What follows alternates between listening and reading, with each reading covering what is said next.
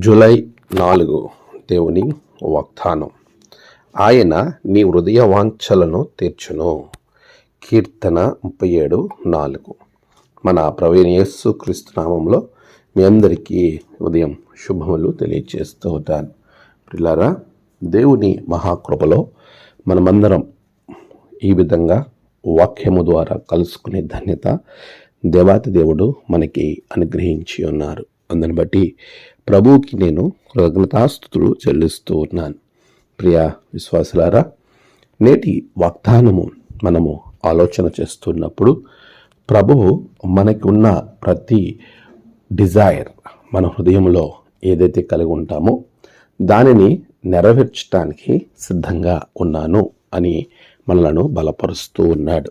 నిజమే, మన హృదయ వాంఛ చాలా పర్యాయములు మనము ఎన్నో కోరికలు, ఆలోచనలు మనం కలిగి ఉంటాం.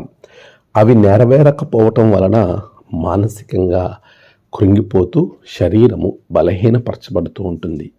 అటువంటి పరిస్థితులలో దేవుడు మనతో మాట్లాడుతూ ఉన్నాడు. ఈరోజు నీ హృదయ వాంఛను తీర్చడానికి నేను సిద్ధంగా ఉన్నాను. ప్రభువు ఎల్లవేళలా తన భక్తులను, తన ప్రజలను ఆశీర్వదించడానికి ఉండే దేవుడే. నీకున్న ఆలోచన, నీ యొక్క కోరిక ఏమై ఉన్నదో అది ప్రభువు నెరవేర్చాలని చాలా ఖచ్చితంగా నీతో మాట్లాడుతూ ఉన్నాడు. మన కోరికలు నెరవేరడానికి ప్రభు సన్నిధిలో మనము అడిగే వారంగా ఉండాలి. సొలొమోను జీవితంలో ఒక అద్భుతమైన సన్నివేశం మనం గమనిస్తే, చిన్న వయసులోనే ప్రభువు సొలొమోనుకు రాజు అయ్యే అవకాశాన్ని కలిగించాడు. అలాంటి పరిస్థితులలో తన ప్రజలను పరిపాలించుటకు జ్ఞానము దయచేయమని దేవుణ్ణి అడిగిన పరిస్థితి. ఎప్పుడైతే సొలొమోను ప్రభువుకి ప్రార్థన చేశాడో ఆ ప్రార్థనను బట్టి ప్రభువు జ్ఞానంతో పాటు ఆయనకు ఐశ్వర్యాన్ని కూడా అనుగ్రహించినట్లు చూస్తాం.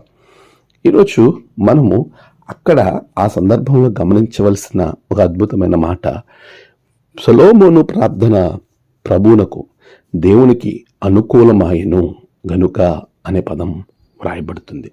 నిజమే, మనం చేసే ప్రార్థనలు, మన ఆలోచనలు, మన యొక్క జీవన విధానం దేవునికి అనుకూలంగా ఉండాలి.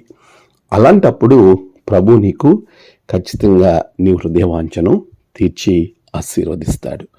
ఆమేన్. ప్రార్థన. సర్వశక్తిమంతుడా, గొప్ప దేవా, నీ బిడ్డల హృదయ వాంఛలను తీర్చండి.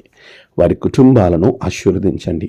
నేడు వారి ప్రయాణాలు, పనులు, తలపెట్టిన కార్యాలలో గొప్ప జయము బిడ్డలకు దయచేయండి.